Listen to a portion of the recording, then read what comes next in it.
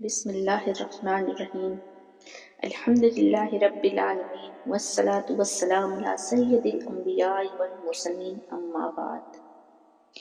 میرے پیارے اسلامی بھائی بہنوں، میری مائیں، ہم سب جانتے ہیں کہ دنیا میں بھیجے جانے کا اصل مقصد اللہ کی بندگی ہے، اور اس بندگی کی طرف لوگوں کو بلانے کا نام دعوت ہے، یعنی کہ دعوت دین۔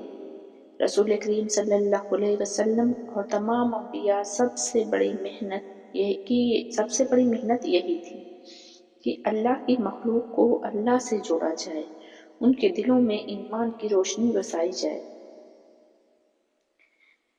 رسول اکرم صلی اللہ علیہ وسلم نے فرمایا، تم میں سے بہترین وہ ہے جو دوسروں کو اللہ کی طرف بلائے اور خود بھی عمل کرے۔ دعوت وہ عمل ہے جو مرنے کے بعد بھی ثواب جاری رکھتا ہے، ایک ایسا صدقہ جاریہ ہے جس کا اجر تب بھی ملتا رہتا ہے جب انسان قبر میں ہوتا ہے۔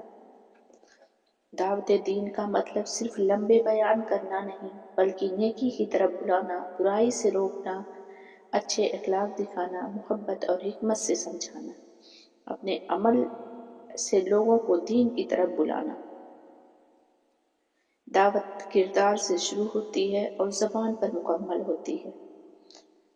اللہ تعالیٰ قرآن کی ہدایات کے بارے میں بتا رہے ہیں کہ لوگوں کو اپنے رب کے راستے کی طرف حکمت اور اچھی نصیحت سے بلاؤ۔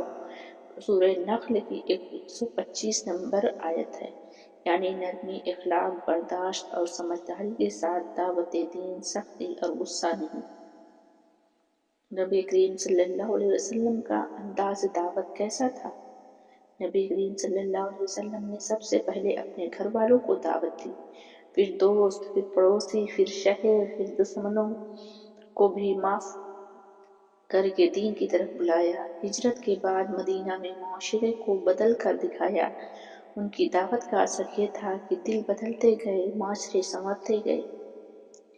آج ہماری سب سے بڑی کمی یہ ہے کہ ہم دین کو صرف مسجد تک محدود سمجھتے ہیں، حالانکہ گھر میں بھی دعوت ضروری، بازار میں بھی، اسکول، کالج، دفتر، سفر، ہر جگہ ہماری چال، ہماری زبان، ہمارا اخلاق خود دعوت بن جائے۔ دعوت سب کی ذمہ داری ہے۔ رسول اکرم صلی اللہ علیہ وسلم نے فرمایا، تم میں سے ہر ایک ذمہ دار ہے، ہر ایک سے اس کی ذمہ داری کے بارے میں پوچھا جائے گا۔ یعنی دعوت کی ذمہ داری بچوں کو دین سکھانا والدین کی ذمہ داری ہے، شاگردوں کو تربیت اساتذہ کی ذمہ داری، حلال پر قائم رکھنا تاجر کی ذمہ داری، دین کی صحیح رہنمائی علماء کی ذمہ داری، ہر مسلمان کو سمجھائے۔ دعوت کے کچھ بنیادی اصول بھی ہوتے ہیں۔ نیت خالص ہو، صرف اللہ کے لیے، نرمی اور اخلاق کے ساتھ اپنے عمل سے مثال قائم کریں، صبر اور مستقل مزاجی، علم کے ساتھ دعوت۔ نماز قائم کرو۔ دعوت کا اصل پیغام ہے کہ نماز قائم کرو، قرآن سے تعلق جوڑو، اللہ کے احکام پر عمل کرو، برائی سے بچو، نیکی کو پھیلاؤ۔ اگر ایک شخص بھی ہماری وجہ سے سیدھے راستے پر آ گیا تو یہ دنیا اور آخرت سے سب سے بڑی کامیابی ہے۔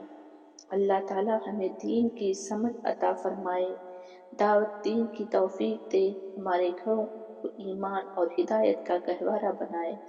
آمین ثم آمین یا رب العالمین۔ آخر دعوانا الحمد للہ رب العالمین۔ السلام علیکم ورحمۃ اللہ وبرکاتہ۔